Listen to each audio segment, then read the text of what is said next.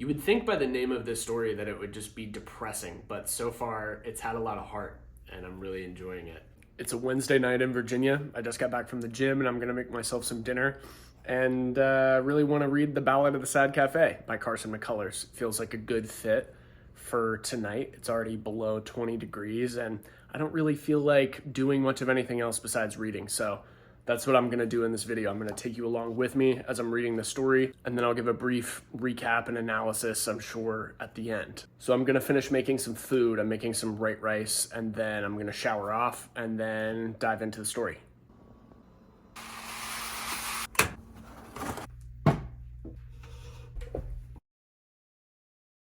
I had to go get my pen. Already, I'm only a page and a half in. It's pretty clear that the story is gonna be centering around the cafe, the setting of the cafe. There's an authenticity to the prose that's really hard to fake. This is a very genuine Southern setting that's being described, and Carson McCullers is using some really good descriptors, incorporating temperature, colors, textures, the paint of the building. All right, so far we've got a 30-year-old named Miss Amelia who's been established as the main character. She had a really short marriage that only lasted 10 days. There's a mystery around that, clearly, and we're supposed to wonder what happened there. There's a cast of characters that's been introduced, someone named Stumpy McPhail, some twins, and where I am right now, there's a stranger who is coming out of the night, and this is characterized as the first big thing that's happened since Miss Amelia's short marriage ended. So I'm gonna finish up what I'm eating and then head over to the couch to finish this up.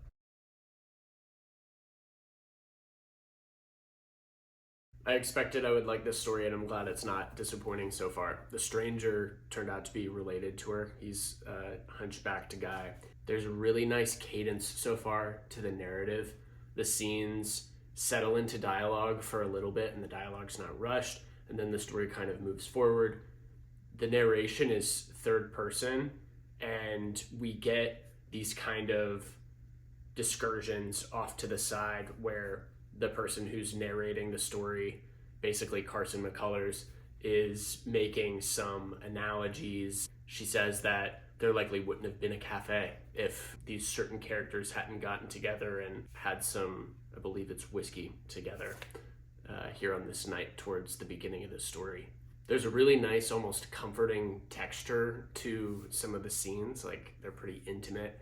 Miss Amelia, the main character, and this guy, whose name I think is Lyman Willis, the hunchbacked guy, they eat some food together, and after they eat the food, I always love it when characters do this in Cormac McCarthy stories. They wipe their plates clean with bread. So anyway, I'm loving it so far, and I'm gonna crush the rest of it tonight.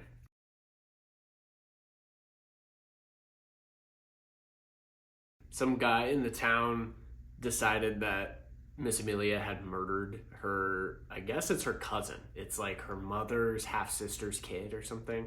And so then a bunch of dudes in the town just like decide that they're gonna go just kind of like watch Miss Amelia, what she's doing. And then they all walk into the building, which is described at the beginning. It's a store. And I guess they're gonna like confront her about what she apparently did. And then the hunchbacked dude just kind of like walks into view. It's a little funny. Definitely those guys are the butt of the joke. The people in the town are naturally starting to gather together now that the silly rumor about Miss Amelia killing her relative is officially dispelled. And there's some really lovely little quotes about kind of the spirit of a good cafe. This is the one I like the best. For the atmosphere of a proper cafe implies these qualities: fellowship, the satisfactions of the belly, and a certain gaiety and grace of behavior. You would think by the name of this story that it would just be depressing, but so far it's had a lot of heart and I'm really enjoying it. It's almost like some sort of Gilmore Girls episode set in a very small town in the South. This really is a lovely story. Carson McCullers' prose is really confident, and the sentences, each of them are plainly stated. She's not like trying to veil the meaning of her sentences with any kind of overbearing style. And at first, this was coming off as like almost a little simple, but the way that she's structuring the story and kind of sequencing the ideas, she's talking about love, she's talking about marriage, and she's kind of tying together a lot of different people in this little town. All of it's done very masterfully, and I can tell that this story is going in a great direction. I'm on page 30 now. Now we're getting solidly into spoiler territory. I'm definitely not going to give away like the very end of the story, but I'm halfway through at this point and I know some more stuff. So the little mystery that was teased at the beginning of the story about the 10-day marriage between Miss Amelia and her husband, turns out he was kind of a poor, neglected kid whose parents didn't really want him, and a lot of his siblings died. And then he ended up marrying Miss Amelia, and the reason it only lasted for like 10 days is because they were really at odds. And he would drink, and she really didn't like it when he would drink, and she punched him in the face and broke one of his front teeth. He was a Klansman, which was revealed and kind of as foreshadowing to him turning to crime. It's clear that he's a really like damaged and kind of angry, violent guy. And so when the cafe first springs up, when Miss Amelia's cousin comes to town and people are kind of gathering there, everyone in the town knows everything about that 10-day marriage and that Miss Amelia's ex-husband is in like a jail cell somewhere. And so that's kind of the sadness that's hanging over the cafe. It's a really lovely layer to the story that kind of comes after what initially was kind of a nice, pleasant atmosphere there at the cafe. Yeah, no, I definitely don't want to be saying much more about the plot of the story. I'm on page 48. What I can say is that the pacing is really well done. The story starts letting you know that there's going to be quite a bit of time passing, and we get these really nice scenes, as I've said, where there is like a decent amount of dialogue you get to settle in, but we move forward at a pretty solid clip, and the seasons change quite a bit. We get to see this southern town, this southern tobacco town, kind of in all seasons of the year, and there are these lovely descriptions just kind of what everyone is doing. The atmosphere remains excellent. There's some really poignant quotes on page 51 about evil. He was still handsome, with his brown hair, his red lips, and his broad, strong shoulders. But the evil in him was now too famous for his good looks to get him anywhere.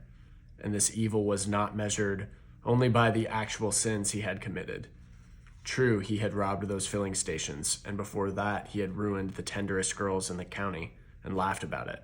Any number of wicked things could be listed about him. But quite apart from these crimes, there was about him a secret meanness that clung to him almost like a smell.